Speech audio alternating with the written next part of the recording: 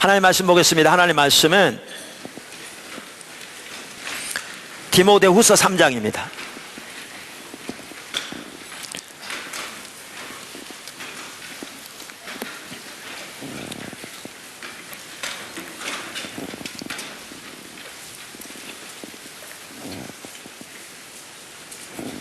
하나님의 말씀은 디모데후서 3장 16절 17절입니다. 모든 성경은 하나님의 감동으로 된 것으로 교훈과 책망과 바르게 함과 의료 교육하기에 유익하니 이는 하나님의 사람으로 온전하게 하며 모든 선한 일을 행할 능력을 갖추게 하려 함이라. 아멘. 우리가 주일 낮 시간에 기초성경 공부 2권 하나님을 아는 일에서 자라남에 대해서 지금 쭉 살펴보고 있습니다. 우리의 신앙을 가장 올바로 이해하려면 우리의 신앙을 하나님과의 관계에서 이해해야 합니다.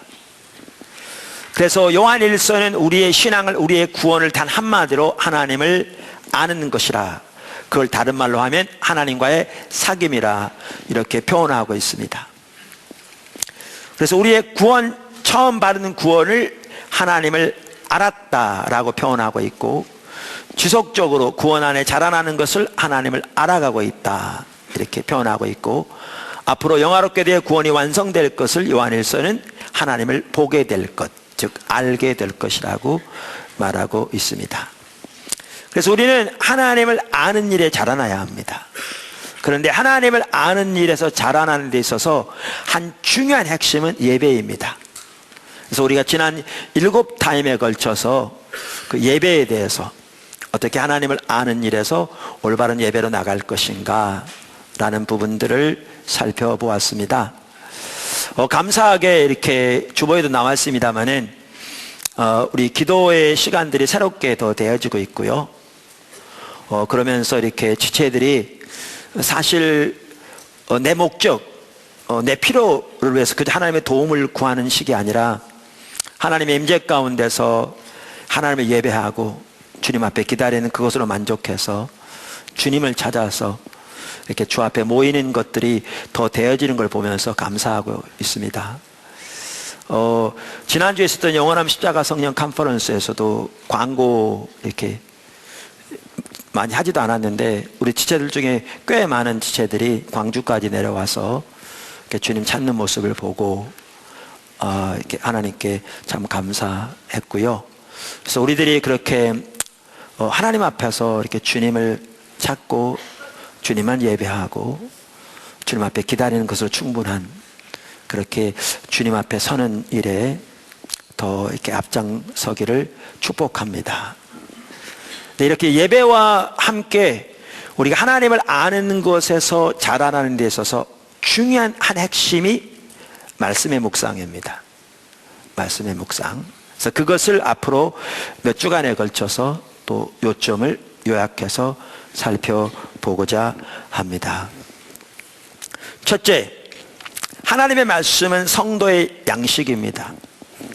하나님의 말씀은 성도의 양식입니다. 아멘. 제가 오늘 설교를 한 다음에 여러분 마음속에 그렇구나, 하나님의 말씀이 우리가 하나님을 아는 데 있어서 자라나는 양식이구나. 그래서 나는 하나님의 말씀을 더 알기 원하는, 그 말씀으로 무장되기 원하는, 또 말씀을 통해 하나님의 뜻을 발견하기 원하는 그 열망이 더 부어진다면 오늘 설교는 목적을 다한 겁니다. 근데 설교가 마쳤는데도 그 열망이 생기지 않았다면 여러분에게는 제 설교는 실패한 거고요. 그런 마음이 여러분에게 없다면 여러분의 신앙은 하나님 앞에서 다시 점검해 봐야 되지 않을까 이렇게 싶습니다.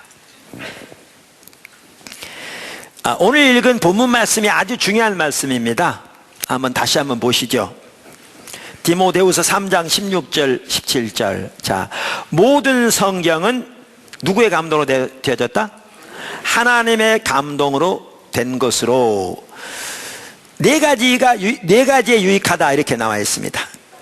그러니까 모든 성경은 하나님의 감동으로 된 것으로 네 가지에 유익하다. 그 네 가지가 뭡니까? 교훈, 책망, 바르게 함, 의로 교육하기에 유익하다. 우선 교훈은요, 하나님의 참된 진리를 사람들에게 가르치는 것을 말합니다. 책망은 잘못된 혹은 거짓 교리로부터 믿음을 방어하는 것을 말합니다.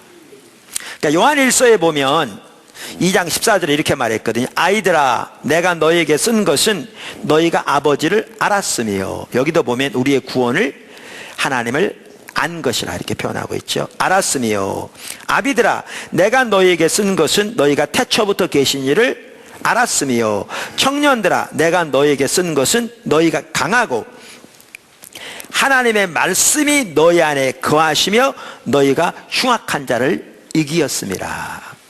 그러니까 여기에 말하는 흉악한 자는 가장 먼저 그 당시 영지주의의 이단을 가지고 교회를 어지럽히던 그 이단의 세력을 말하거든요.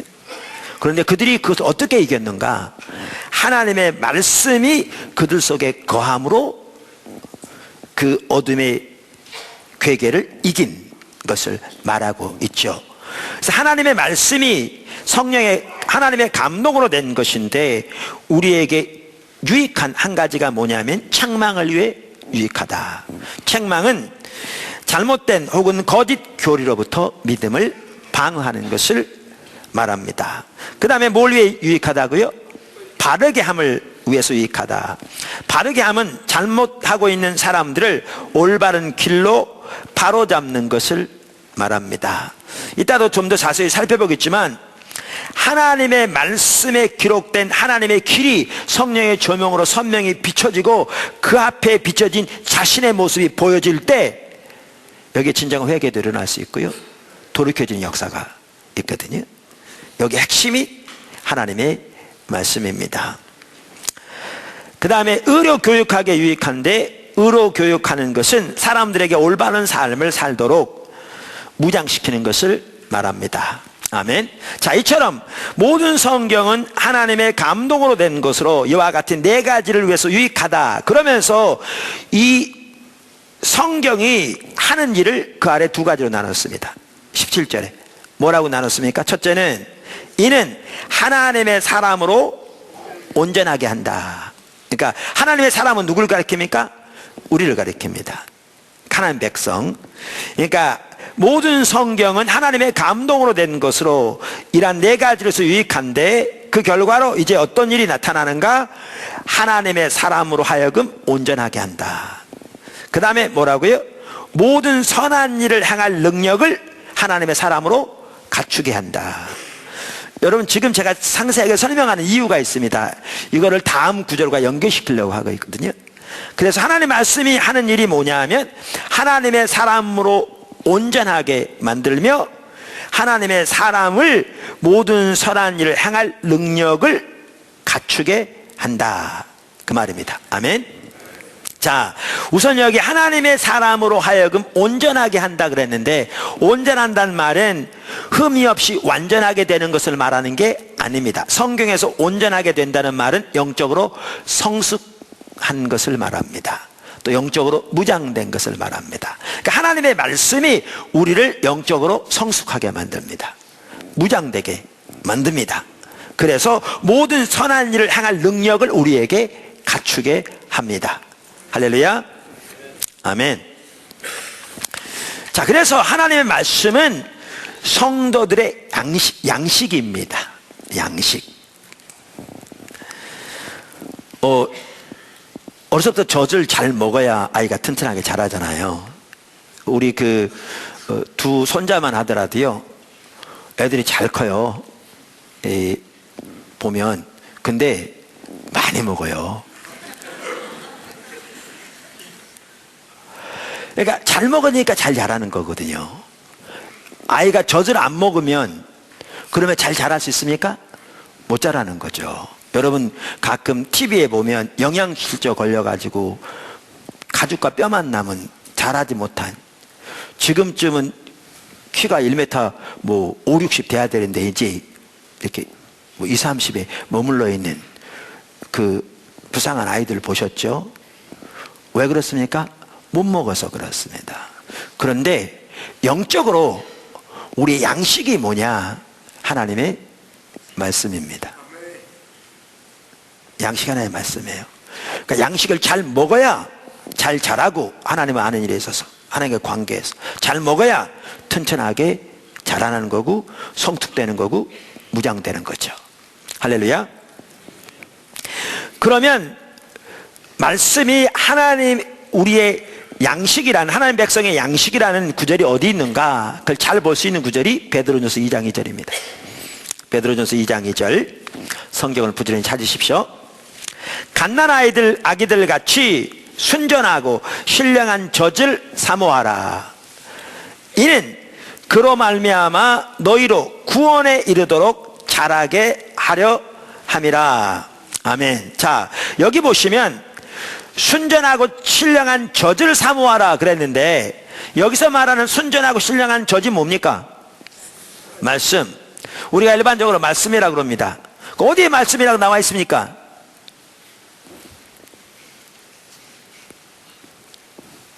많이 들었어요. 그러니까 말씀이라는 걸 이렇게 많이 대답해요.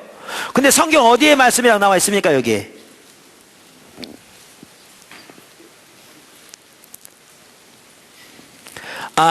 말씀을 가리킵니다. 예. 그럼 어디를 보면 알 수 있느냐? 그 앞장을 보면 알 수 있습니다. 앞장 마지막 3절. 그러니까 원래 성경 원어에는 1장, 2장이 나눠져 있지 않거든요. 쭉 연결되어 있거든요. 자, 그런데 1장 23절, 24절, 25절을 보면 이렇게 되어 있습니다. 너희가 거듭난 것은 썩어질 씨로 된 것이 아니요 썩지 아니할 씨로 된 것이니 살아있고 항상 있는 말씀으로, 하나님의 말씀으로 되었느니라. 그러므로 모든 육체는 풀과 같고 그 모든 영광은 풀의 꽃과 같으니 풀은 마르고 꽃은 떨어지되 오직 주의 말씀은 세세토록 있도다 하였으니 너희에게 전한 복음이 곧 이 말씀이니라. 그러면서 2장 2절에 갓난 아이들 같이 순전하고 신령한 젖을 사모하라 이렇게 말하고 있는 걸 보면, 문맥적으로 볼 때 이것이 하나님의 말씀을 의미하는 것을 잘 볼 수가 있습니다. 아멘. 근데 이 말씀이 우리를 어떻게 만든다고요? 우리를 구원에 이르도록 자라게 한다 이렇게 말하고 있습니다. 우리가 구원을 시리즈로 살펴봤는데 성경에서 구원은 3가지 시대로 나와 있다고 그랬죠. 과거, 현재, 미래. 그러니까 이미 구원을 받은 것으로 성경은 표현하고 있고, 그 다음에 우리가 구원을 받아가고 있는 것으로 성경은 표현하고 있고, 우리가 구원 앞으로 받을 것이라고 표현하고 있다. 그래서 이 3가지 시대를 말하고 있는데, 전통적으로 이 과거 시대를 칭의라, 현재 시대를 성화라, 앞으로 미래 시대를 영화라 전통적으로 부른다고 이렇게 말씀드렸잖아요. 그래서 이 3가지 면이 다 있어야 그것이 진정한 하나의 구원이다.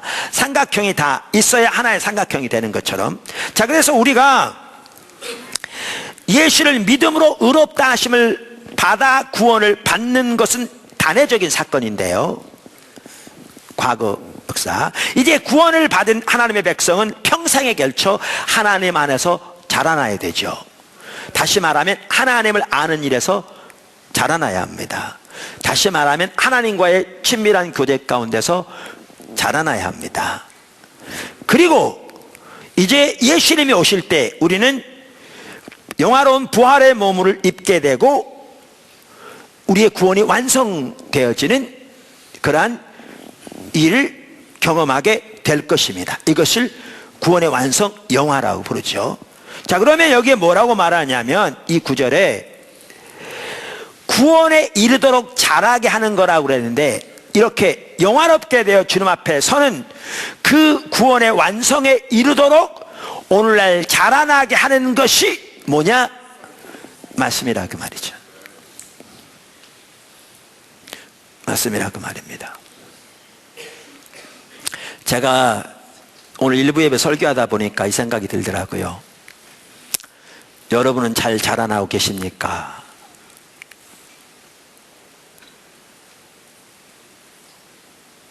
내가 예수 믿은 지 30년 됐는데 내가 하나님의 말씀으로 무장되어져서 선한 일을 위해 무장될 뿐만 아니라 다른 사람을 세우고 인도하도록 무장되어지고 하나님 나라를 위해서 섬기고 봉사하도록 무장되어져 있어야 당연할 텐데, 그것은 말할 것도 없고, 그러니까 그것은 전혀 생각지도 못하고 자기 스스로 자기 신앙마저도 잘 유지하지 못하고 지금까지도 다른 사람에 의해 떠매김을 당해야 겨우 말씀을 한두 마디 먹을 정도의 그런 자리에는 있지 아니한가. 예수님이 30년 됐는데 여러분 어떤 상태인가라는 거죠. 답변은 여러분 스스로 하십시오. 속으로. 자, 그래서 이와 같이 하나님의 말씀이 우리를 자라게 하는 것이기 때문에 갓난 아기들 같이 순전하고 신령한 젖, 여기서는 이제 말씀을 말한 걸 볼 수 있습니다. 젖을 그렇게 간절히 사모하라, 이렇게 성경은 권면하고 있습니다. 아멘. 자, 이처럼 성경이 하나님의 말씀이 우리의 양식인데, 이와 관련해서 중요한 한 구절이 어느 구절이냐면 에베소 4장 11절 이하입니다. 제가 아까 디모데후서 3장을 자세히 설명한 것은 이 에베소 4장과 연결시키기 위해서였습니다. 에베소 4장 11절에서 16절. 여기 보면 하나님께서 세우신 직분에 대해서 말하고 있습니다.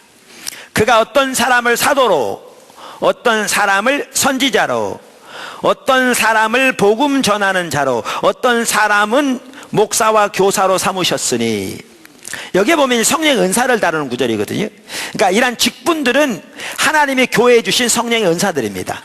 그러니까 하나님께서 하나님의 사람들을 부르셔서 그들에게 성령의 기름 부으심으로 교회를 위해 세우신 겁니다. 그러니까 그들이 성령의 은사들입니다. 교회에 주어진. 그래서 여기에 보면 어떤 사람은 크게 5가지, 어떤 사람은 뒤에 2가지, 한 직분을 말한다고 해서 4가지로 이렇게 요약합니다만은 사도, 선지자, 복음 전하는 자, 목사, 교사를 세우셨다. 자, 그러면 그들을 세운 목적이 뭐냐? 그 다음에 나옵니다. 어떤 분 이런 분들이 있습니다. 목사는 월급 받고 교회가 고용한 사람이다. 교회 주인은 성도가 주인인데 장로가 교회 성도의 대표니까 장로가 교회 주인이다. 그래서 장로는 목사가 일 잘하는지 못하는지 이제 감독하는 사람인 것처럼 월급을 제대로 월급만큼 일을 하는지, 이런 이해를 가지고 있는 사람들이 있습니다. 그러면서 말씀 그럽니다. 자, 하나님이 누가 세우셨다고 여기에 보면 하나님이 세우셨어요. 직분자들을. 그럼 하나님 뭐 하러 세우셨느냐? 여기 보면요, 교회가, 하나님 의도하신 교회가 뭔지 명백히 나옵니다. 12절.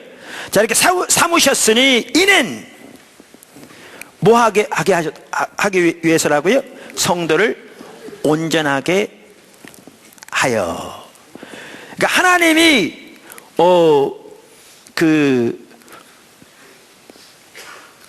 이런 직분자들을 세우신 것은, 하나님이 일꾼들을 세우신 것은 가장 주된 목적이 뭐냐? 성도들을 온전하게 하기 위해서입니다. 그러니까 이 말은 목사는 성도들 시키기만 하고 자기는 아무것도 하지 않는다, 그걸 말하는 게 아니죠. 우리가 영적 리더십에서 살펴보았듯이 지도자일수록 자신이 먼저 하나님과 친밀한 교제 가운데 하나님을 추구하며 하나님의 목적과 뜻을 보고 삶을 조정하여 따라가는 가운데, 이제 자기를 따르는 사람들을 설득과 본보기를 통해서 이끌어가는 것이기 때문에 자신들이 앞장서서 섬기는 자리에 서야 되는 거죠. 할렐루야. 근데 그럼에도 불구하고 교회의 주인은 성도로서 월급 주고 목사 고용해서 목사들로 하여금 봉사라고 세워진 것이 아니고,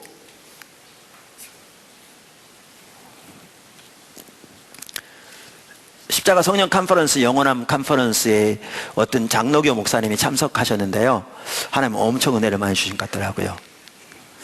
그분이 어느 교회에 부임하셨는데 부임한 지 지금 한 5년 됐는데 성도가 한 40% 이상 성장했어요. 그러니까 수백 명 되는 교회인데 아주 잘 자랐어요. 근데 그분이 고민하고 있더라고요. 사임해야 되나 말아야 되나. 목사님이 화장실 청소도 하고 하면서 앞장서는데 아무도 화장실 청소하는데 같이 참여하지 않은 거죠. 그 머릿속에는 목사는 월급 주고 고용했으니까 이런 일 하라고 그렇게 생각하고 있는지, 부임엔 바로 갔을 때 안수집사 한 분이 자기한테 직접 그러더래요. 안수집사의 가장 주된 목적은 목사를 견제하는 겁니다.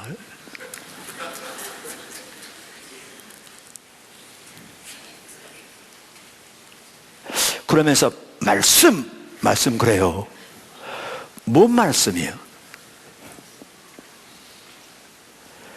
여기 보면 하나님이 이렇게 일꾼을 세우신 것은 성도를 온전케 하기 위함인데, 그래서 성도를 온전케 하여 그들로 봉사의 일을 하게 하며 그리스도의 몸을 세게 하기 위함입니다.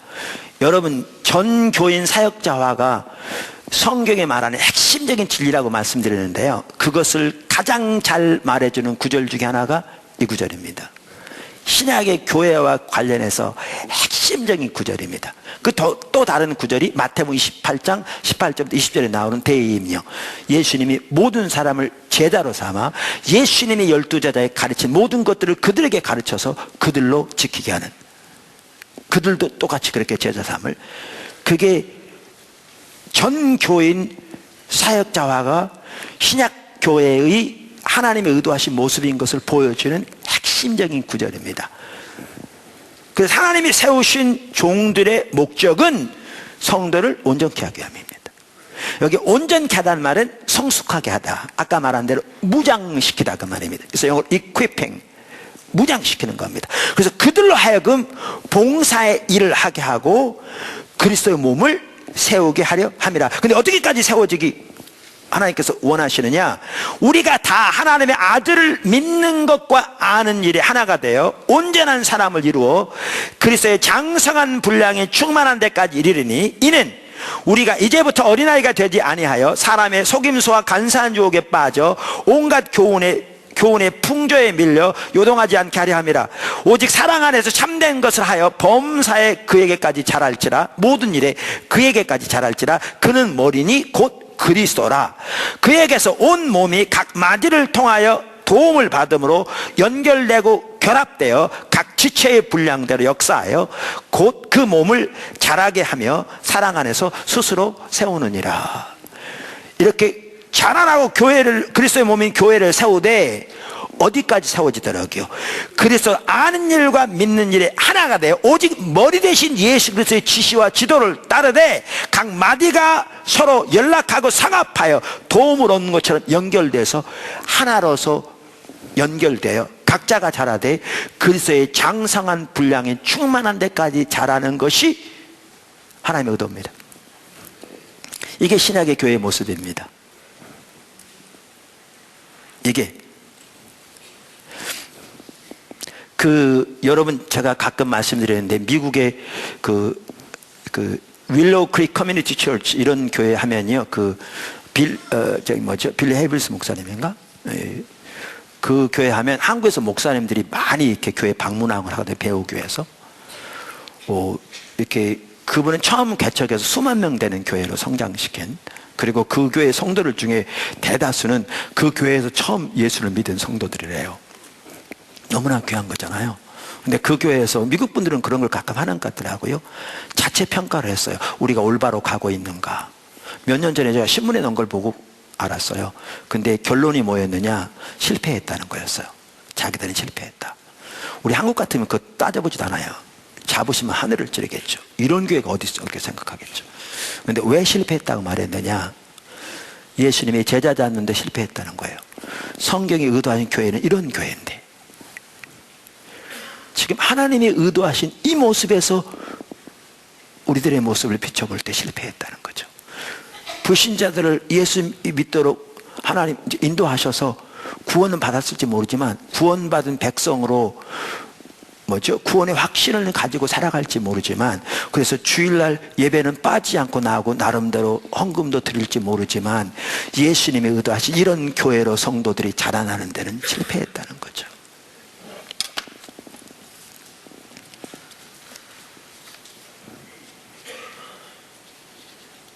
사실 우리가 어떤 교회를 지향하는가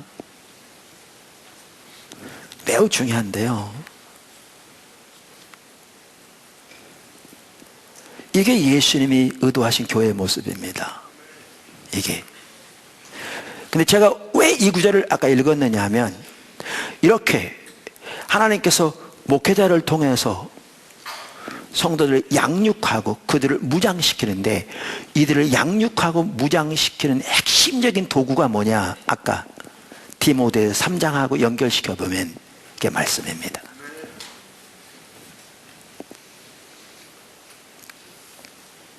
우리가 주일날 설교 시간이 긴 이유도요, 예배를 길게 하기 위해서 그런 게 아닙니다. 어떻게 하든지 성도들을 말씀으로 무장시키기 위한 것이지요.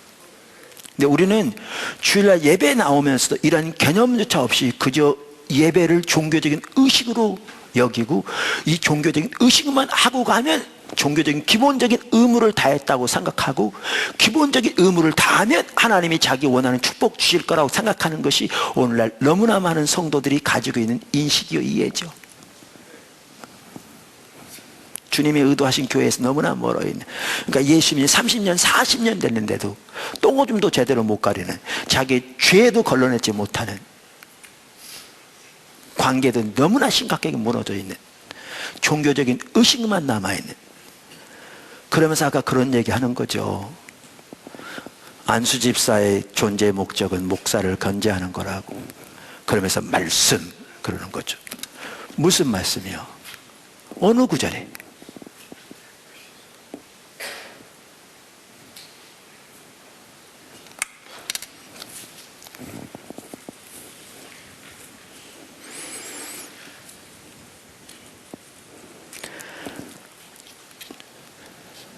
저는 저의 위치를 이렇게 생각합니다. 돌감자국. 모르시구나. 우리 초등학교 때인가 그 돌감자국이 있었어요. 어떤 사람이, 저는 기억력이 안 좋아서 지나가다가 먹을 거 좀 달라고 그랬더니 없다고 그랬더니 자기가 돌감자국을 끓여주겠다고. 돌감자국 어떻게 끓이냐고 그랬더니 돌을 잘 씻어서 넣으라고, 물을 붓고. 그래 다 넣는 겁니다. 감자 썰어 넣어라, 파 썰어 넣어라, 다 해서 끓인 다음에 돌만 딱 건져내니까 돌감자국 되는 거거든요. 저는 제 위치를 그 돌에 생각합니다. 그리고 교회가 그렇게 돼가고 있는 것 같습니다. 교회 잘 세워진 다음에 저만 빠지면 되는 겁니다.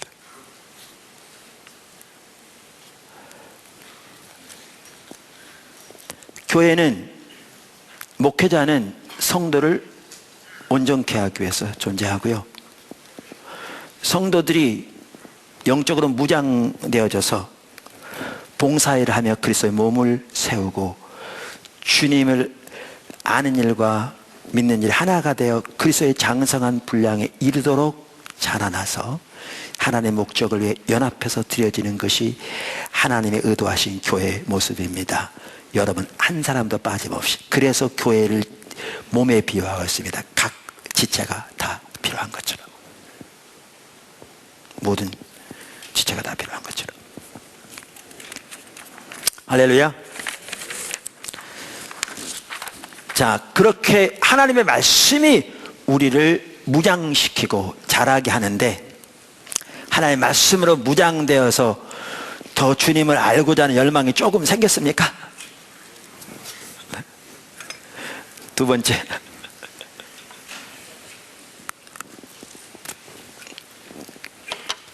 하나님의 말씀의 중요성. 그러니까 하나님의 말씀은 우리를 영적으로 자라나게 합니다. 그런데 제가 오늘 이어서 하나님의 말씀이 어떻게 우리 신앙의 모든 부분에 중요한가, 필수적인가 라는 부분을 몇 가지만 살펴보기 원합니다. 아멘. 자, 그 큰 두 번째, 작은 첫 번째. 하나님의 말씀은 우리의 신앙과 우리의 삶의 기준입니다. 미국에서 나온 Baptist Faith and Message라는, 그러니까 침례 교단의 어떤 신앙을 요약해 놓은 고백서에 보면 하나님의 말씀은 우리의 faith and practice, 우리의 신앙과 실천을 위한 기준이다, 이렇게 나와 있습니다.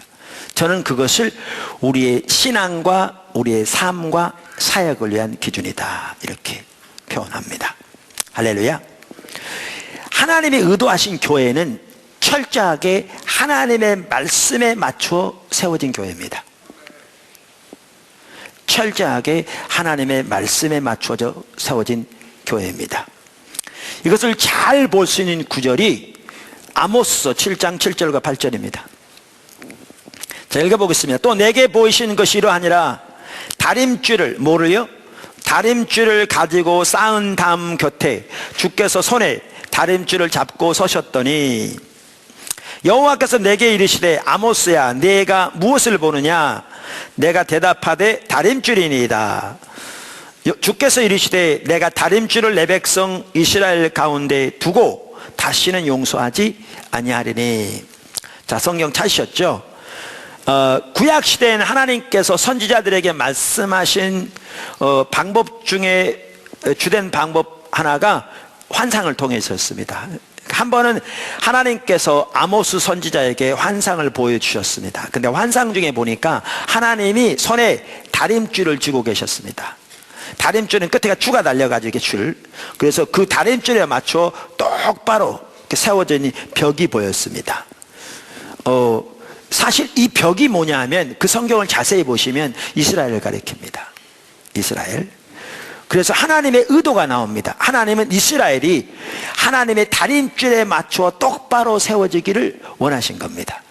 이 하나님의 다림줄은 하나님의 말씀인 성경에 나오는 하나님의 길입니다. 하나님의 길입니다. 맞추어. 여러분, 오늘날도요 다림줄이 필요한 거 아세요? 이제 교회 건축도 많이 하고 이렇게 하다 보니까 측량을 많이 하거든요. 그러면 요즘은 측량을요 GPS로 합니다. 위성으로. 그러니까 정확합니다. 어느 때보다도. 그런데 위성으로 측량할 때도요 다림줄이 필요해요. 여기 이제 어떤 주요 이렇게 어떤 표준점이 있거든요. 그러면 그 위에다 측량기를 넣고요 다림줄을 달아내려서 정확하게 그 위에 와야 합니다. 왜? 출발점부터 올바로 돼야 아무리 위성으로 측량해도 제대로 될 거잖아요. 여기가 출발점인데 여기부터 시작하면 이만큼은 오차가 나는 거잖아요. 그래서 요즘같이 과학이 발달한 시대에도요 다림줄을 사용합니다. 다림줄을. 근데 하나님의 의도는 이처럼 하나님의 백성이 철저하게 하나님의 다림줄에 맞춰 세워지는 것입니다. 그렇게 하나님의 다림줄에 맞춰 세워질 때 개인이건 교회건 하나님의 뒷받침이 함께하고요 하나님의 은혜가 넘치고요 하나님의 생명의 역사 함께 할 거고요 음부의 권세가 이기지 못할 겁니다. 실제로 여러분, 포도나무 교회가 여태까지 오도록 표현은 그렇게 안 했을지 모르지만 배후에 있는 가치관이 뭐였느냐, 그거였습니다. 제가 가끔 말씀드린 대로 포도나무 교회 초기에요 20년 전에 분당에서 개척할 때 이제 그러니까 교회 주변에 입주하고 그럴 때 성도들이 200명 이상 방문했습니다. 주변에 이제 교회를 자꾸 방문한 거니까 목회자 설교가 괜찮고 교회가 마음에 들면 등록할 마음을 가지고 온 거죠. 그 중에 5명 남았습니다. 제가 하도 많이 설교하다 보니까 나중에 쉬어봤습니다. 그 중에 5명 남았더라고요. 그 중에 여기도 한두 분 계실 겁니다. 2부 예배 시간에도. 그 5명 중에. 근데 왜 그랬느냐, 메시지가 강하고 예배 형태가 그들이 이해하는 거 다르고 예배 시간이 길다고 싫어하는 거죠. 근데 한 달에 350만 원씩 적자가 날 때, 이대로 가면 언제 교회가 문 닫을지 모를 때 사람들이 몰려오는데도 왜 그렇게 할 수밖에 없었느냐? 우리가 하나님께 드린 참다운 예배가 뭐냐는 겁니다. 그냥 순서만 때우고 돌아가는 건가? 그래서 하나님께서 하나님의 말씀을 통해서 알게 하신 것만큼 하나님 앞에 드려지는 진정한 예배를 추구하기 위해 사다 보니까 그런 겁니다. 그 바탕에 뭐가 있는데요? 우리의 예배면 예배, 우리의 사역이면 사역, 우리의 신앙이면 신앙, 철저하게 하나님의 다림줄에 합한 예배와 교회와 하나님의 말씀에 합한 우리의 신앙이 되자, 이게 있습니다.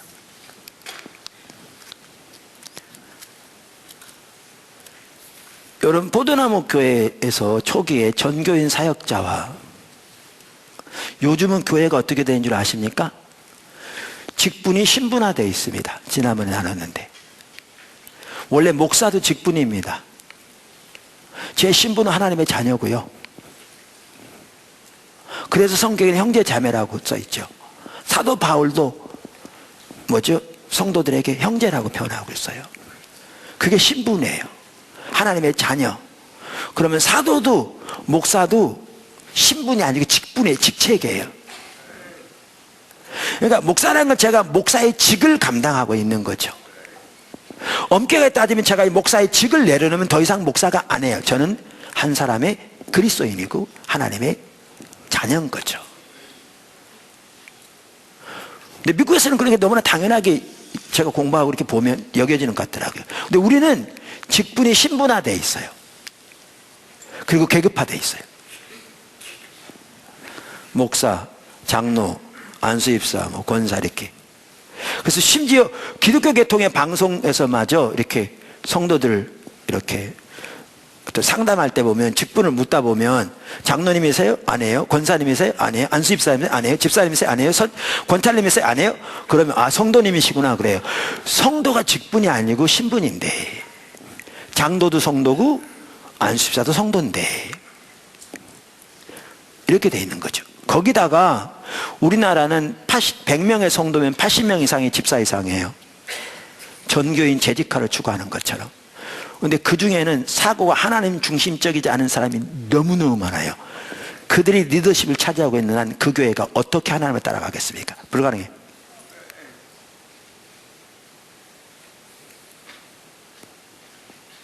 그래서 포도나무 초기부터 이건 내리자, 이건 아니지 않냐 볼 때 그거 쉬운 것 같았죠.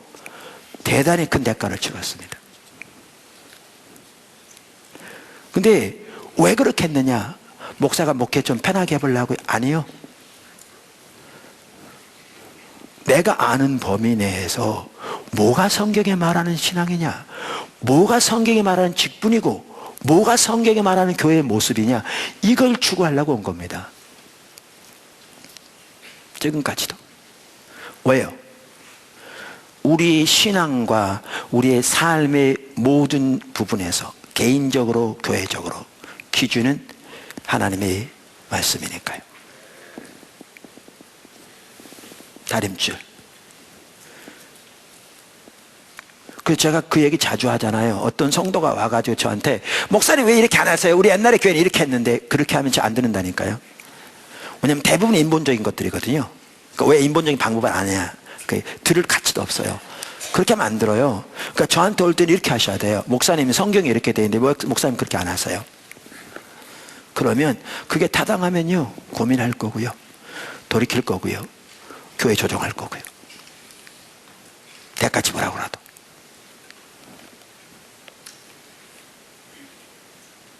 옛날 다니는 교회 습관대로 왜 거기는 이렇게 했는데 우리 안 합니까? 그거 아무런 의미가 없어요. 왜? 우리의 기준은 하나님의 말씀이니까요. 할렐루야. 그래서 성경 66권을 정경이라고 그러는데, 정경이란 말은 캐논이란 뜻입니다. 캐논이란 말은 자라는 말입니다. 기준이라는 말이죠. 하나님의 말씀이 우리의 신앙과 우리의 삶, 우리의 사역을 위한 하나님의 기준입니다. 할렐루야. 성경이 우리의 삶과 우리의 사역, 우리의 신앙을 위한 기준이기 때문에 우리의 신앙이나 우리의 삶이 하나님의 말씀인 성경에 합하지 않으면 그것이 아무리 외부적으로 화려한 모습을 가지고 있고 그 규모가 웅장하다 할지라도 하나님 앞에서는 아무런 의미가 없습니다. 정말 중요한 말입니다.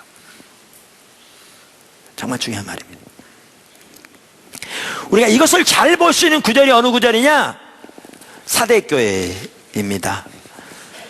요한계시록 3장 1절부터 나오는 사대교회입니다. 3절, 1절부터 3절 제가 읽겠습니다. 여러분 부지런히 찾으셔야 합니다. 사대교회 사자에게 편지하라. 하나님의 7영과 7별을 가지신 이가 이르시되 내가 내 행위를 아노니 내가 살았다는 이름을 가졌으나 죽은 자로다. 여기 살았다는 이름을 가졌다고 했는데요, 이 말은 명성을 가졌다 그렇게 할 수 있습니다. 이름이 의미하는 바가 그 중에 하나가 그런 부분이거든요. 그래서 영어 NIV 성경은 실제로 그렇게 번역하고 있습니다. You have a reputation of being alive. 너희가 살아있다는 명성을 가지고 있다. 자, 어떤 교회가 살아있다는 명성을 가집니까? 이걸 보면요, 프로그램도 많았을 것이고요, 교회 규모도 어쩌면 외부적으로 매우 컸을지도 모르겠고요, 많은 활동들이 있었을 겁니다. 그렇지 않으면 자기들이 살았다는 자부심이 있을 뿐만 아니라 주변에 있는 교회들, 주변 지역에 있는 모든 교회들이 그 교회를 살아있는 교회라고 칭송하는 그런 일은 없을 거니까요. 근데 주님은 이렇게 말씀하십니다. 실상은 죽었다. 여러분 요한계시록에 나오는 7교회만 하더라도요, 그 교회마다 이게 분명하게 드러나더라고요. 하나님의 관점과 사람의 관점이 다른. 근데 하나님 앞에서는 사람의 관점은 중요하지 않는. 아까 아모스 7장에서도 하나님께서, 하나님의 의도는 이스라엘 백성이 하나님의 다림줄에 맞춰 똑바로 세워지는 거였는데, 그렇게 안 되니까 심판을 말씀하실 때에도 뭘로 심판하시겠다고요? 사람들의 의견을 모아서 주변의 평가를 참고해서? 아니요, 내가 내 다림줄을 들이우고 용서치 아니하리라. 하나님이 심판하실 때에도요, 하나님의 다림줄, 하나님의 기준만 가지고 하십니다. 근데 아까 그 아모스 7장이 신약의 교회에도 주신 말씀이라고요. 왜요? 이스라엘이 실패했을 때 이방인과 유대인을 합하여 한 새 백성을 만드셨는데, 에베소 2장, 그것이 신약의 교회거든요. 그러니까 아모스 7장 7절의 그 말씀이 신약의 교회를 향한 하나님의 뜻도 거기에 보여주거든요. 그런데 여기 보십시오. 사대교회, 사람들 눈에 보기에는 대단히 뛰어난 교회였습니다. 사람들 눈에 보기에는 살아있는 교회로 칭송이 자자하는 교회였습니다. 근데 하나님 뭐라 그러시냐? 실상은 죽었다. 근데 하나님 앞에서는 아까도 말한 대로 사람의 평가가 중요하지 않습니다. 하나님의 평가대로 모든 게 진행됩니다. 남은 거라도 추스리라. 돌이키지 않으면 언제 도둑이 임할지 모르는 것처럼 내가 너에게 임하여 심판하리라. 그렇게 말씀하고 있습니다. 그럼 왜 죽었다고 말씀하시는가? 그게 그 다음 절에 나옵니다. 2절. 너는 일깨워 그 남은 바 죽게 된 것을 굳건하게 하라. 내 하나님 앞에 내 행위에 온전한 것을 찾지 못하였으니 그러므로 내가 어떻게 받았으며 어떻게 들었는지 생각하고 지켜 회개하라. 이걸 보면 그들이 사도들로부터 들은 하나님의 말씀의 기준대로 하지 않은 걸 볼 수 있습니다.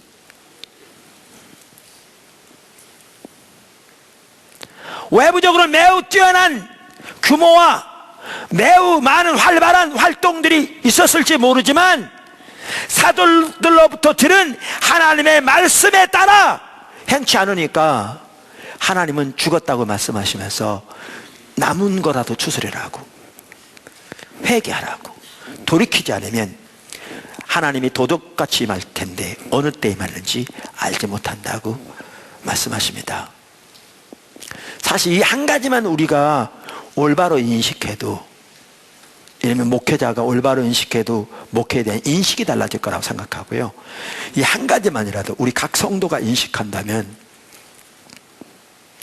우리의 사역이나 우리의 삶이나 이것에 대한 인식들이 달라질 거라고 생각합니다. 근데 저는 이 구절과 그래서 고린도서 3장의 구절이 연결된다고 믿는 사람입니다. 그러니까 고린도서 3장에 보면 사도 바울이 교회의 기초에 대해서 말하면서 우리가 하나님 앞에 설 때 심판받을 것에 대해서 말하고 있는 구절이거든요. 거기 한번 보실래요? 3장 10절. 내게 주신 하나님의 은혜를 따라 내가 지혜로운 건축자와 같이 터를 닦아둠에 다른 이가 그 위에 세우나 그러나 각각 어떻게 그 위에 세울까를 조심할지니라. 이 닦아둔 것 외에 능히 다른 터를 닦아둘 자가 없으니 이 터는 예수 그리스도라. 그러니까 예수 그리스도 터 위에 세워진 게 교회죠. 그러니까 예수님만이 우리의 의가 되시고 우리의 거룩함 되신 삶, 그리고 예수님만이 우리가 알기를 추구하는 유일한 목표인 삶, 그게 복음입니다. 그게 1장과 2장에 나옵니다. 그리고 그 기초가 교회의 기초입니다. 그게 구원받은 성도의 삶입니다. 구원받은 믿음 속에 그게 포함됩니다. 그 구원받은 무리가 연합되어진 게 교회입니다. 그래서 교회의 터는 예수 그리스도 그분뿐입니다. 그 말 속에는 지금 제가 설명한 내용이 포함되어 있습니다. 그러면서 이게 교회의 기초고 각자가 그 후에 세울 거를 조심할 거라고 말하면서 그날에 하나님이 심판하시되 불로 심판하실 거라 그렇게 말합니다. 그러면서 이렇게 말합니다. 만일 누구든지 금이나 은이나 보석이나 나무나 풀이나 짚으로 이 터 위에 세우면 각 사람의 공적이 나타날 터인데 그날이 공적을 밝히리니 이는 불로 나타나고 그 불이 각 사람의 공적이 어떠한 것을 시험할 것이라. 만일 누구든지 그 위에 세운 공적이 그대로 있으면 상을 받고 누구든지 그 공적이 불타면 해를 받으리니 그러나 자신은 구원을 받되 불 가운데 받은 것 같으리라. 그러니까 여기에 보면 여기 말하는 금은 뭐고 보석은 뭐고 은은 뭐고 짚은 뭐냐 이렇게 해석한다면 성경을 너무나 자의적으로 해석한 겁니다. 여기에 초점은 그게 아닙니다. 여기 핵심적인 초점이 뭐냐 하면 내구적인 것과 내구적이지 않은 게 있다 그 말이죠.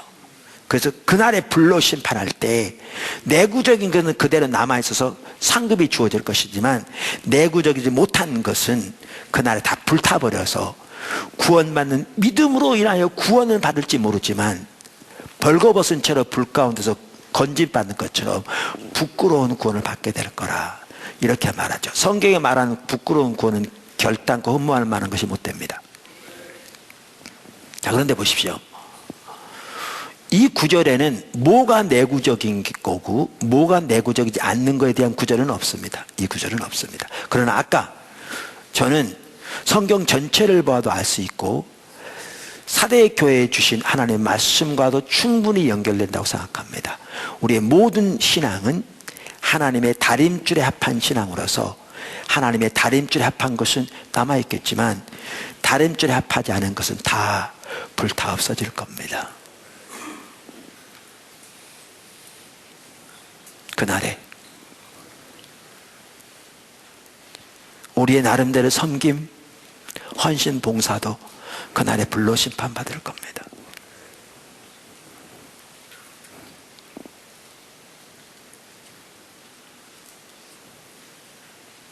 그래서 우리는 철저하게 하나님의 다림줄을 따라 행해야 합니다. 철저하게. 하나님 중심적인 삶이 그만큼 중요합니다. 그래서 사역만 하더라도 우리 계획과 우리 목표 세운 대로 우리의 자원과 우리의 인간적인 수단을 방법을 통해서 이루어지는 것이 아니라 하나님과 친밀한 교제 가운데서 주님의 목적과 의중을 발견하고 우리 삶을 조정해서 주님 인도하심에 순종하되 오직 믿음으로만 주님을 의지하는 가운데 주님이 보이신 주님의 길을 따라 순종하면 주님이 주님의 능력으로 그것을 이루어 가시는 오직 주님만이 이루시는 그리고 주님만 영광을 받으시는 그런 사역이 돼야 하는 거죠. 왜? 성경에 말하는 사역이 그거니까. 그리고 그것은 그날에 남아있을 겁니다.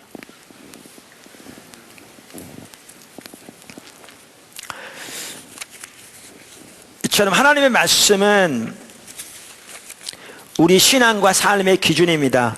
아멘. 작은 두 번째, 하나님의 말씀은 성령 충만의 도구입니다. 우리 신앙생활에서 가장 중요한 요소 중 하나는 성령 충만입니다. 성경은 우리에게 지속적으로 성령에 충만하라고 명령하고 있습니다. 강력하게. 그것이 에베소 5장 18절에 나옵니다. 잘 아는 구절입니다. 찾으십시오. 술 취하지 말라. 이는 방탕한 것이니 오직 성령으로 충만함을 받으라. 현재형입니다. 헬라어에서 현재형은 지속적인 행동을 가리킵니다. 이 말은 지속적으로 성령 충만함을 받기를 힘쓰라는 겁니다. 여기에 말한 성령 충만은 술 취함과 대조되는 것으로서 우리 자아가 내려지고 하나님의 성령께서 우리를 통치하시고 다스리시는 삶을 말합니다. 아멘. 자, 그러면서 여기 에베소서 5장 19절부터 보면 이제 이런 명령들이 나오는데요. 우리말 성경에도 보면 이렇게 쭉 명령들이 나열되어 있어서 이렇게 여러 가지를 명령하고 있는 것처럼 보입니다. 영어 성경에도 대부분 그렇게 번역되어 있습니다. 그런데 헬라어 원어를 보면 성령의 충만함을 받으라 하는 게 명령문 동사고요. 그러니까 동사고요. 명령형이고요. 이 나머지 나온 네 가지 명령은 이 동사에 연결된 분사들입니다. 영어로 participle 분사들입니다. 그러니까 이렇게 이 구조를 볼 때 우리는 뭐를 볼 수가 있는가 하면 우리가 성령에 충만할 때 이 네 가지 분사들은 성령에 충만한 결과로 나타나는 열매들을 말합니다. 그러니까 우리가 성령에 충만하면 이런 열매들이 나타나게 되어 있습니다. 이런 열매들이. 그러면서 뭐라고 말합니까? 이렇게 말하죠. 시와 찬송과 신령한 노래들로 서로 화답하라. 너희 마음으로 주께 노래하며 찬송하라. 범사에 우리 주 예수 그리스도의 이름으로 항상 아버지 하나님께 감사하라. 그리스도를 경외함으로 피차 복종하라. 이렇게 명령이 나오는데 이것은 이 주된 명령에 연결된 분사로서 그 열매들이라고 할 수 있습니다. 그러니까 우리가 성령에 충만할 때 자기 중심적인 자아가 내려지고 하나님의 성령께서 우리를 다스리실 때 이런 열매가 비로소 가능합니다. 그러면서 거기 보면 그리스도를 경외함으로 피차 복종하라 그랬는데요. 그러면서 관계들이 나오죠. 부부 사이부터 부모와 자식 이제 쭉 나옵니다. 여러분, 성령에 충만해야 부부 사이도 원만합니다. 제가 일부 예배 때도 그 얘기 했는데 제 아내가 성령에 충만하면 제가 행복합니다. 제 아내가 성령에 충만하지 않으면 제가 행복하지 않습니다. 제가 성령에 충만하면 제 아내가 행복하고요. 제가 성령에 충만하지 않으면 제 아내가 행복하지 않죠. 뭔 말이냐고요? 제 아내 참 좋은 사람입니다. 저는 하나님이 저에게 주신 가장 큰 축복 중에 하나 제 아내 주신 거라고 지금까지 확신하는 사람입니다. 좋은 사람입니다. 근데 아무리 좋은 사람에도 인간은 인간입니다. 성령이 충만하지 않으면 까칠함이 있습니다. 그럼 상대방이 힘듭니다. 여러분, 성경에 뭐라고 되어 있냐면 아내들이여 남편에게 순복하되 교회가 그리스도께 하듯 하라 이렇게 명령하고 있습니다. 남편들에게 아내를 사랑하되 그러니까 그리스도가 교회를 위하여 자신을 내어주신 같이 사랑하라 이렇게 나와 있습니다. 여러분, 이거 몰라서 그렇게 안 합니까? 우리가 자기중심적이 되면요 자기는 전혀 안 봅니다. 그리고 상대방 것만 가지고 상대방이 들이댑니다. 너 순복하라고 그랬잖아. 그러면 그럽니다. 너 사랑하라고 그랬잖아. 하나님 중심적이지 않으면 원래 남편에게 대한 건 남편에게 하신 말씀이고 아내에게 주신 말씀은 아내에게 주신 말씀인데 자기에게 주신 말씀은 안 듣고 상대방에 주신 말씀만 가지고 상대방이 들이댑니다. 제가 1부 예배를 마치고 2부 예배 전에 얼마 전에 결혼한 부부하고 잠깐 상담하는 일이 있었습니다. 상담보다는 저한테 인사하러 와서 오늘 온다고 이렇게 미리 약속이 돼 있어서 제가 그 얘기했습니다. 아무리 결혼해도요 하나님 중심적이지 않으면 결혼 행복하지 않습니다. 결혼할 당시에 누가 자기 아내 자기 남편 안 사랑하겠다고 한 사람 어디 있습니까? 그러나 아무리 예수를 믿어도 하나님 중심적이지 않으면, 자기 자신 내려주고 하나님이 통치하신 삶이 안 되면 불신자와 이만큼도 다를 바가 없습니다. 종교적인 의식한다는 것 외에는 불신자와 조금도 다를 바 없습니다. 왜? 자기가 다스리기 때문에, 자기 생각대로 행하기 때문에, 자기 중심적인 삶의 타락의 본질이기 때문에. 그러니까 여러분 통계만 보더라도 불신자 가정이 깨진 거와 믿는 가정이 깨진 게 전혀 차이가 없습니다. 왜? 예수를 믿어도 하나님 중심적이지 않으면 불신자와 조금도 다를 바 없습니다. 심지어 불신자와 더 못합니다. 여러분, 예수님께서 하나님 중심적인 삶을 말씀하셨죠. 누가복음 14장에 나를 따르려거든 이렇게 쭉 말씀하셨잖아요. 자기를 부인하고. 이게 주님 중심적인 삶, 예수님의 제자된 삶이거든요. 그 마지막에 뭐라고 하는 줄 아세요? 소금의 그 맛을 잃으면. 이게 무슨 뜻인 줄 아십니까? 아무리 예수를 믿어도 하나님 중심적이지 않으면 그게 맛을 잃은 겁니다. 그럼 어떻게 되느냐? 제가 지난주에도 말씀드린 것 같은데, 거름이 썩으면요, 죄송합니다, 풀이 썩으면 거름이라 써요. 똥도 쓸 때가 있어요. 좀 지저분한 말인데 강당에서 죄송합니다. 근데 초대교회 당시에는 소금이 썩었대요. 요즘은 소금이 정제되기 때문에 안 썩는데, 그 당시에는 이렇게 정제 이렇게 안 돼 있어서 이렇게 바닷가 같은 데 가가지고 해초 같은 걸, 소금기 묻은 걸 가져다가 이렇게 썼기 때문에 소금도 썩었답니다. 근데 그 당시에는 소금이 썩으면 쓸 데가 없어요. 거름도 못 써요. 거름도 못 씁니다. 그러니까 결국 한 게 뭐였냐면, 밖에 버리면 사람들이 밟고 지나갔어요. 그게 그 당시 상황이었어요. 이걸 두고 하신 말씀입니다. 여러분, 아무리 예수를 믿어도요, 하나님 중심적인 삶적이지 않으면 불신자와 전혀 다를 바가 없고요, 심지어 불신자보다 못합니다. 못합니다. 심지어 불신자들은 서로 뒤에서 소욕하면 술 한잔 먹으면서, 야 잘못했다 임마 자식아, 나 그래도 그렇지, 이렇게 하는데, 예수 믿으면 그렇게 하면서 불신자보다 더 못합니다.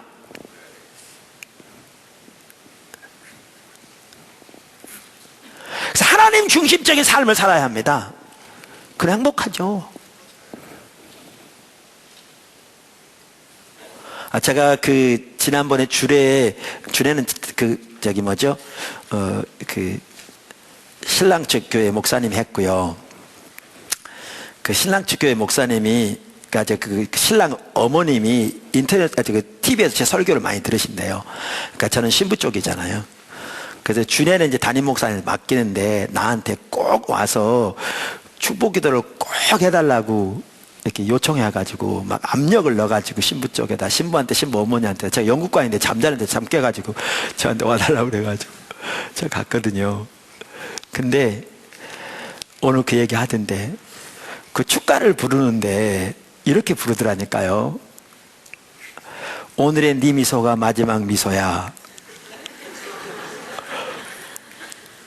내가 그냥 기도하러 올라갔다가 축도만 하고 내려면 좋은데, 너무나 이게 축가가 이게 비관적이어서 그대로 못 읽겠더라고요. 저는 그 잘 못 넘어가서 내가 한마디 했죠. 하나님 중심으로 살면 정말 행복하다. 나는 지금도 행복하다. 결혼 생활이 하나님 중심으로 살면 항상 하나님 중심이 아닐 때도 있어서, 그럴 때는 힘들 때도 있지만 그건 매우 드문 경우고, 결혼이 이렇게 비관적이지 않다. 그런 얘기를 했는데요, 하나님 중심적이 아니면 불신자와 똑같습니다. 근데 하나님 중심적인 삶을 사는 것만큼 행복한 삶은 없습니다. 개인이건 교회건. 그 하나님의 생명이 함께 하는 거예요. 하나님과 함께 하는 거예요. 그런데 그 하나님 중심적인 삶의 한 핵심이 뭐냐? 성령의 충만함입니다. 자기가 다스리는 삶이 아니라 자기 자아가 십자가에 못 박힌 것을 인식하고, 예수 그리스도가 왕 되신 것이 인식되어서 자기의 모든 주도권이 주님의 발 앞에 내려주고, 그분이 나를 통치하시는 그 삶, 그게 여기서 말하는 성령 충만입니다. 이 삶을 살 때 이 열매들이 나타납니다. 찬양도 마음에서부터 주님께, 범사에 때로 어려운 일 당할 때도 예수 그리스도로 말미암아 하나님께 감사.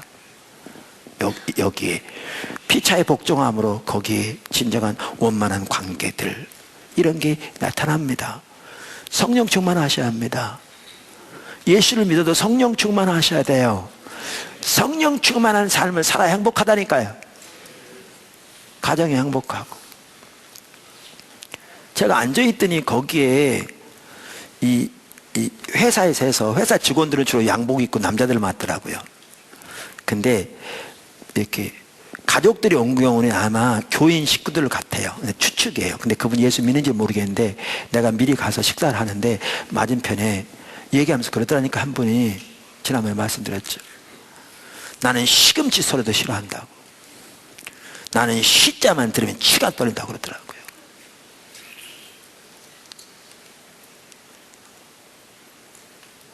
제가 그분이 예수 믿는 사람인지 아닌지는 못 물어봤는데요. 예수 믿는 사람이라면 아무리 예수를 믿는다고 해도 자기중심적인 삶을 살면 그렇게밖에 안 됩니다. 그게 지옥이지 뭡니까? 그게 사망이지 뭐예요.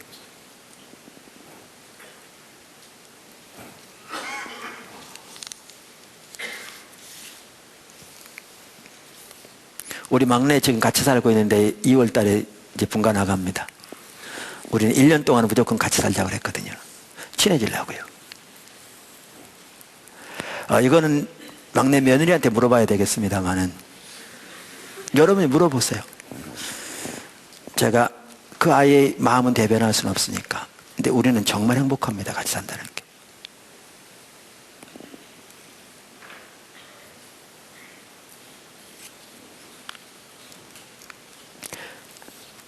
우리 다 연약한 인간입니다. 다. 그러나 하나님 중심적인 삶을 살 때 하나님은 내가 그곳에 함께 합니다. 성령 충만하도록 성경 그래서 명령하고 있습니다. 성령이 다스리는 삶, 자아가 내려진 삶, 주님이 주가 되신 삶. 아멘. 성령 충만하기를 추구하는 여러분 되시길 주님을 축원합니다. 그런데 제가 여기서 나누고자 하는 게 뭐냐 하면 이 에베소서는 옥중서신입니다. 그러니까 사도 그 바울이 로마 옥에 첫 번째 갇혔을 때 거기 쓰여진 서신서 중에 하나입니다. 근데 동일한 옥중서신 중에 하나가 골로새서입니다. 그러니까 거의 같은 시기에 쓰여졌습니다. 근데 골로새 3장에 보면 정말 비싼 내용이 나오는데요. 아주 중요한 내용이 나옵니다. 3장 16절부터 보십시오. 골로새 3장 16절. 그리스도의 말씀이 너희 속에 풍성히 거하여 모든 지혜로 피차 가르치며 권면하고 시와 찬송과 신령한 노래를 부르며 감사하는 마음으로 하나님을 찬양하고 또 무엇을 하든지 말에나 일에나 다 주 예수의 이름으로 하고 그를 힘입어 하나님 아버지께 감사하라. 아내들아 남편에게 복종하라. 이는 주 안에서 마땅하니라. 남편들아 아내를 사랑하며 괴롭게 하지 말라. 여기 보시면요, 아까 일부가 추가로 들어가 있고 표어는 다를지 모르지만 에베소서 5장에 나오는 열매와 같습니까? 틀립니까? 정확하게 똑같아요. 똑같죠? 정확하게 똑같은데 아까 에베소 5장에서는 뭐라고 말하냐면 성령의 충만함을 받으라 이렇게 말하는데 여기 골로새 3장에는 뭐라고 되어 있냐면 그리스도의 말씀이 너희 속에 풍성히 거하게 하라 이렇게 되어 있어요. 그리고 열매는 똑같아요. 아주 중요한 말입니다.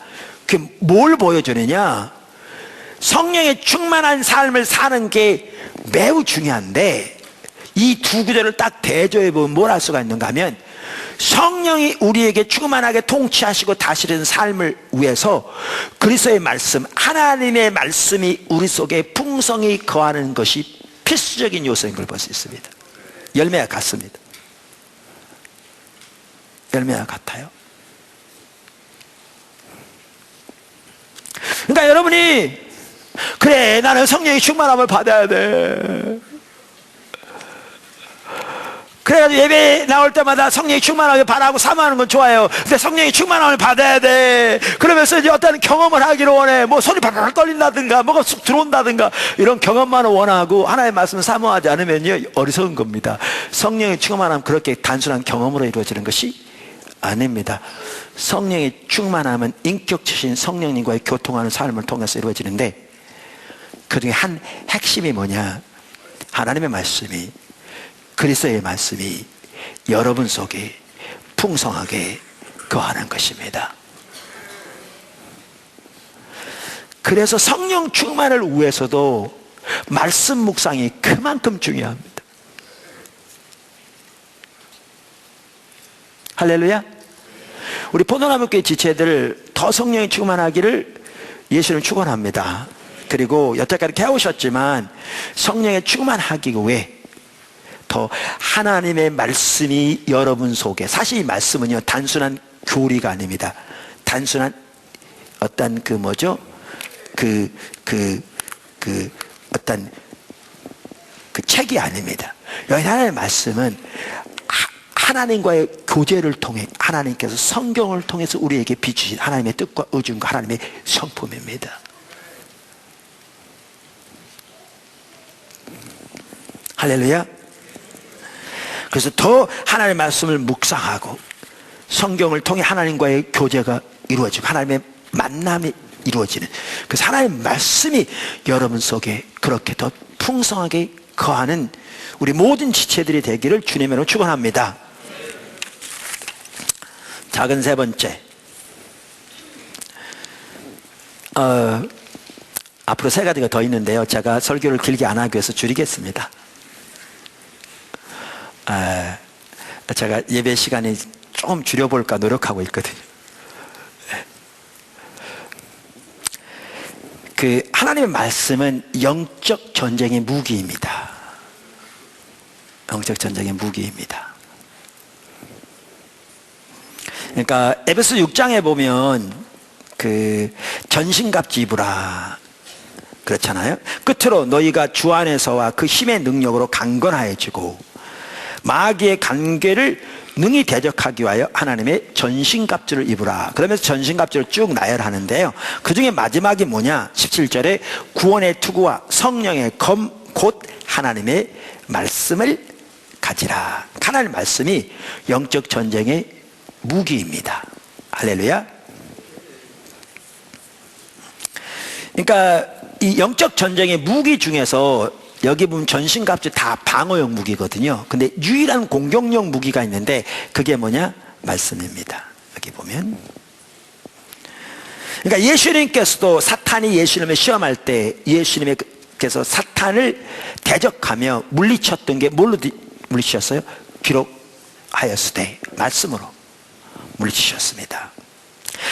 그리고 아까 살펴본 대로 요한 1서에서도 하나님의 말씀이 그들 속에 거함에 그들이 악한 자를 이겼다, 이렇게 말하고 있습니다. 여러분 이거를 반드시 기억하십시오. 이거를. 그게 뭐냐면 영적 전쟁에서 가장 큰 영적 전쟁은 가치관의 전쟁입니다.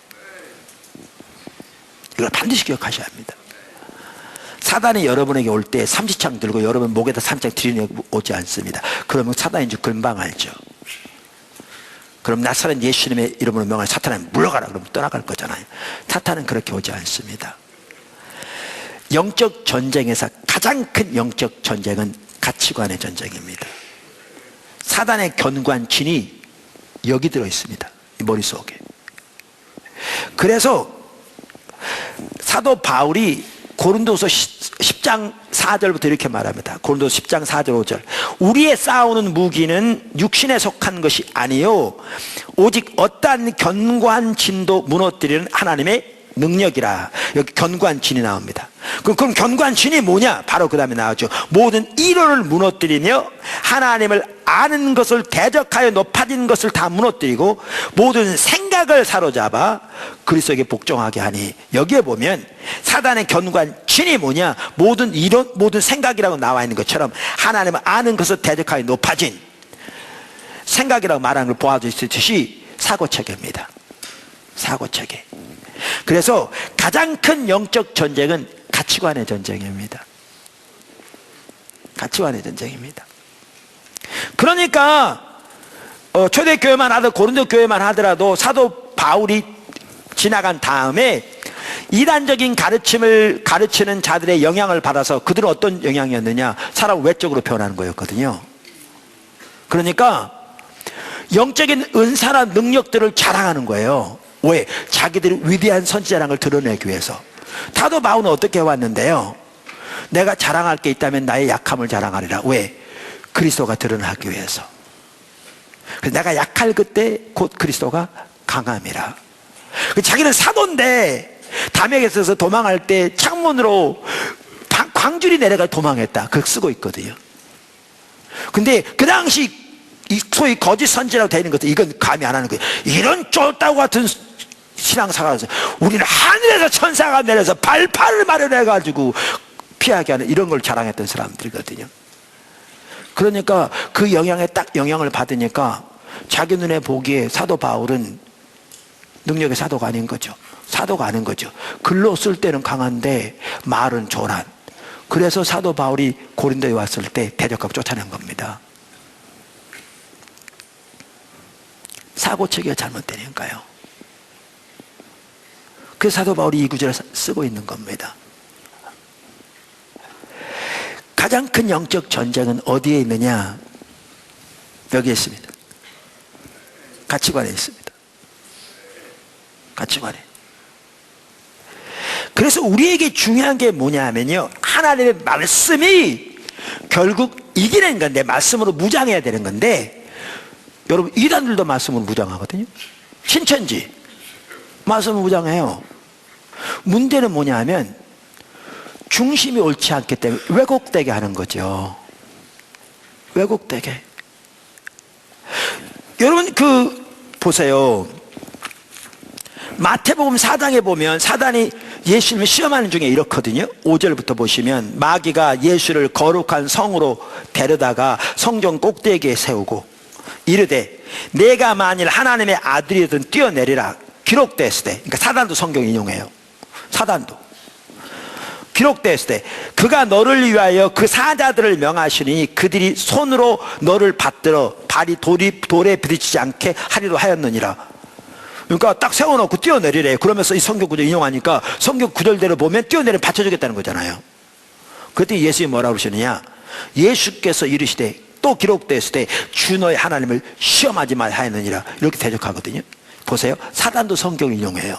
근데 문제는 사단은 성경 있는 그대로 인용하지 않아요. 자기 원하는 성경을 왜곡시켜요. 아까 기록되었을 때 그러면서 인용한 구절이 어디냐면 시편 91편이거든요. 여러분 성경에 보면. 그럼 91편 9절부터 이렇게 돼 있어요. 내가 말하기를 여호와는 나의 피난처시라 하고 지존자를 너의 거처로 삼았으므로 화가 내게 미치지 못하며 재앙이 내 장막에 가까이 오지 못하리니 그가 너를 위하여 그의 천사들을 명령하사 내 모든 길에서 너를 지키게 하심이라. 내 모든 길에서 너를 지키게 하심이라. 그들이 그들의 손으로 너를 붙들어 발이 돌에 부딪히지 않게 하리로다. 아니하게 하리로다. 여기 보면요, 시편 91편은 우리 하나님을 피난처로 삼고 지존자를 우리의 거처로 삼아 그분만을 의지하고 그분 안에 머무는 삶을 살면 하나님이 천사들을 동원해서라도 우리의 모든 길, 우리의 인생의 모든 여정에서 우리를 붙들어 주겠다, 이 약속이에요. 근데 그 중에서 내 모든 길에 너를 지키시라고 딱 빼놓고 갖다 붙여놓고 하니까 어떻게 되냐면 뛰어내면 받아줄 것처럼 왜곡시킨 거죠. 그러니까 성경이 하는 말은 그게 전혀 아닌데 성경을 왜곡시켜서 하나님 시험하라는 거죠. 그러니까 예수님이 명확하게 하셨거든요. 그 잘못된 의도를. 그 기록됐을 때 주 너의 하나님을 시험하지 말라 하였느니라. 사단도 성경 인용해요. 올바로 안 하죠. 여러분 신천지에서 늘 말씀드렸잖아요. 속이고 거짓말하고 다 짜가와가지고 아닌 것처럼 하나님께 들은 것처럼 거짓말하거든요. 근데 그들이 하는 주된 그 뒷받침하는 구절 중에 하나가 뭐냐? 이 구절이에요. 로마서 3장 7절. 그러나 나의 거짓말로 하나님의 참되심이 더 풍부하여 그의 영광이 되었다면 어찌 내가 죄인처럼 심판을 받으리요. 그러니까 거짓말이 된다는 거예요.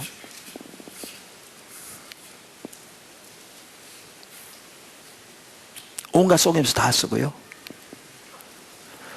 근데 성경이 그렇게 말하고 있냐? 아니요. 바로 앞절 보세요. 4절부터. 그럴 수 없느니라. 사람은 다 거짓되되 오직 하나님은 참되시다 할지어다. 기록된 바 주께서 주의 말씀에 의롭다함을 얻으시고 판단 받으실 때 이기려 하심이라 함과 같으니라. 그러나 우리 불의가 하나님의 의를 드러나게 하면 무슨 말 하리요? 내가 사람의 말하는 대로 말하노니 진노를 내리신 하나님이 불의하시냐? 결코 그렇지 아니하리라. 만일 그러하면 하나님께서 어찌 세상을 심판하시리요? 그러니까 우리의 불의로 하나님 참되심이 높임 받는다, 이건 있을 수가 없다. 그럼 어떻게 하나님 심판하시냐? 그러면서 다음 아까 그 말이거든요. 그러나 나의 거짓말로 하나님이 참되심이 더 풍성하여 그의 영광이 되었다면 어찌 내가 죄인처럼 심판을 받으리요? 또는 그러면 선을 이루기 위하여 악을 행하다 하지 않겠느냐?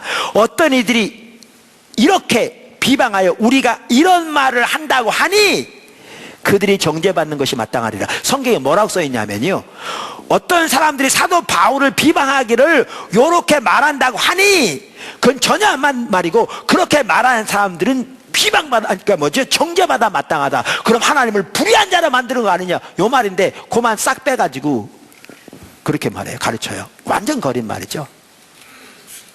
완전 사단의 역사죠. 그러니까 성경에는 그 반대로 말하고 있는데,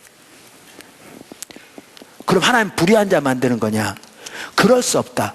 그렇게 말하는 자들 다 정죄받아 마땅하다, 이렇게 써 있는 거를 고구절만 딱, 이게 사단의 수법이에요. 이단들이 그래요. 신천지가 그런다니까요.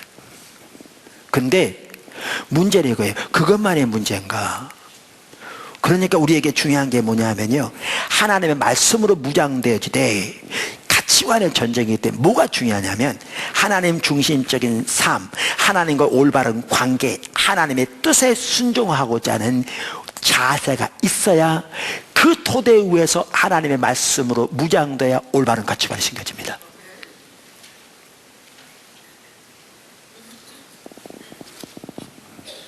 그러면 그렇지 않으면 하나님의 말씀으로 완전히 지가 보고 만듭니다. 그게 사단의 수법인데, 하나님의 말씀이 영적 전쟁의 무기입니다. 무기인데, 이렇게 올바른 가치와 태도와 자세 위에서 말씀을 무장되질 때 하나님의 성령께서 말씀을 통해서 하나님의 길을 우리에게 보이신 것을 올바로 깨달을 수 있고, 그것이 우리를 보호하고 지키고 하나님의 길로 올바로 인도합니다. 네 번째, 하나님 말씀은 영혼의 거울이고요. 다섯 번째, 하나님 말씀은 우리로 하여금 유업을 얻게 하는 수단입니다. 하나님 말씀 가운데 설 때 하나님 유업이 주어집니다. 오늘 저는 그 말씀 묵상 첫 번째 살펴보았는데, 이처럼 하나님의 말씀이 우리 영혼의 양식입니다. 주님을 아는데 자라나게 하는 핵심적인 요소입니다. 또한 성령 충만을 위한 핵심적인 수단입니다. 우리 보도나무교회 지체들이 지금까지 그렇게 해왔지만 더욱더 하나님의 말씀을 사모하고 배우기를 열망하고 하나님의 길을, 또 말씀을 더 깊이 묵상하고 또 말씀을 또 하나님과의 더 깊은 교제가 이루어지고 하나님과 동행하는 삶이 더 자라나는 가운데 오늘 성경처럼 그렇게 복되고 정말 하나님의 생명이 넘치는 하나님의 유업이 마음껏 주어지는 그러한 삶을 살게 되기를 주님의 이름으로 축원합니다. 제가 느헤미야서를 몇 년 전에 읽다가 그게 계기가 돼서 하나님이 또렷하게 한 부분을 보이시면서 실업은 선교에 대한 하나님 뜻이 보여졌습니다. 제가 광고했고요. 여러분들이 이분 저분이 신청을 했는데 하나님의 구체적인 움직임이 안 보여서 기다리고 있었습니다. 근데 잘 아시는 대로 작년 연말에 드디어 주님이 때가 되니까 쫙 보여가시더라고요. 그래서 실업은 선교회가 이제 시작됩니다. 임원들을 임명했고 지금 준비위원회가 곧 발족되고 있습니다. 제가 분명히 말씀드렸습니다. 지난주에도. 여러분 금년 1년만 두고 보십시오. 단 한 해인데도요, 너무나 귀한 일들을 보게 되실 겁니다. 지금 주님이 그 방면에 움직이고 계시거든요. 비즈니스계를 회복시키신 일을 하나님 중적인 삶의 토대 위에서 이루기 시작하셨다고요. 두고 보시라고요. 단 1년인데 하나님 어떤 일을 하시나. 그래서 이렇게 하나님의 인도를 따라가는데 한 핵심적인 요소는 하나님의 말씀을 통해 하나님과 교제를 가지고 하나님 그분을 더 깊이 알 뿐만 아니라 그분의 목적과 뜻과 행하심을 발견하고 그 일에 우리 삶을 조정해서 동참하는 것입니다. 아멘. 기도하겠습니다.